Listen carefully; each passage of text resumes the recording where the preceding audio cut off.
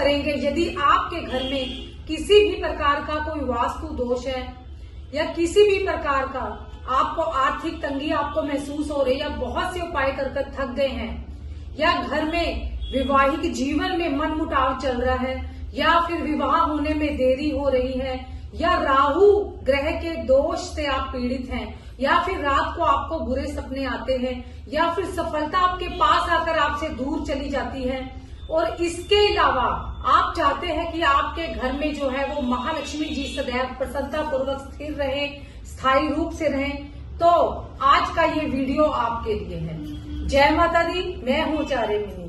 तो हम बात करेंगे हल्दी के मुख्य टोटके, वो भी पवित्र हल्दी। आप जानते हैं वेद शास्त्रों में भी, हमारे ऋषि मुनियों के उपयोग में भी जो पवित्र हल्दी है सदैव लाई गई है। जो ये हल्दी है पीले रंग की, ये महालक्ष्मी जी का स्वरूप बताई गई है, बहुत ही शुद्ध और पवित्र बताई गई है। तो इसका उपयोग कई स्थानों पर, कई बहुत से मुख्य कार्यों पर हो सकता है, जो कि हमारे नित्य जीवन से जुड़े हुए हैं, हमारी परेशानियों से, समस्याओं से, हमारे जीवन के मुख्य कार्यों से संबंधित है।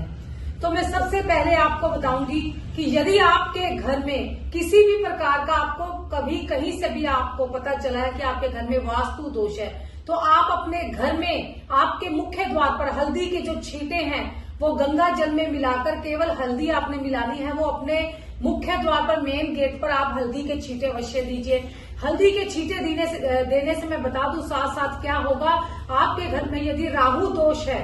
तो राहु, यदि किसी की कुंडली में राहु का कोई दोष है या घर में राहु का कोई दोष है वास्तुशास्त्र के संबंधित, तो आपके घर में वो दोष भी समाप्त होगा, अन्य ग्रहों के दोष भी समाप्त होंगे। और इसके अलावा आपके घर में सुख समृद्धि के जो साधन है वो आपके मुख्य द्वार से घर के भीतर आएंगे। तो इसके अलावा यदि आपके वैवाहिक जीवन में किसी प्रकार का मनमुटाव चल रहा है, तो बृहस्पतिवार के दिन पति पत्नी दोनों मिलकर 7 हल्दी की गांठें, उस पर पीले रंग की मौली या धागा बांधकर उसे बृहस्पति जी का स्मरण करते हुए उसे केले के वृक्ष जी के चरणों में अर्पण में समर्पण करे और अपनी मनोकामना मांगे। तो ऐसे वो 7 हल्दी की गांठें और उसको 7 ही बृहस्पतिवार ये अर्पण और समर्पण करे केले के वृक्ष में। तो इसके अलावा यदि आप अपने घर में चाहते हैं कि स्थायी महालक्ष्मी जी सदैव प्रसन्नता पूर्वक विराजमान रहे, स्थिर रहे, उनकी जो ऊर्जा है, एनर्जी है, जो पॉजिटिव और सकारात्मक ऊर्जा वो आपके घर में स्थिर रहे, तो आपने क्या करना है, अपने मुख्य द्वार के दोनों साइड पर आपने गणेश जी, जिसे स्वास्तिक बोलते हैं, वो लाल चंदन या रोली से आपने अपनी इस फिंगर से, नामिका फिंगर से, उंगली से आपने बना लेनी है। फिर उसके बाद आपने हल्दी वाला जो जल है जिसमें गंगा जल मिला होगा, वो नित्य जब भी आप उठे अपने स्नान करने के बाद अपने मुख्य द्वार पर आप पानी डालें, उसे साफ करें, और इसके अलावा आप दोनों साइड में वो हल्दी वाला जो जल है उसके साथ छींटा दें। यदि आप ऐसा करते, माँ लक्ष्मी जी स्थिर रूप में आपके घर में निवास करेंगी। इसके अलावा यदि आपको बुरे स्वप्न आते हैं, आपको रात को नींद अच्छे से नहीं आती, तो आप 2 हल्दी की गांठें, उसके ऊपर लाल रंग की मौली बांधकर उसे अपने सिरहाने रखें, और सिरहाने आपने उसे बृहस्पतिवार से रखना आरंभ करना है। और कम से कम आपने इसे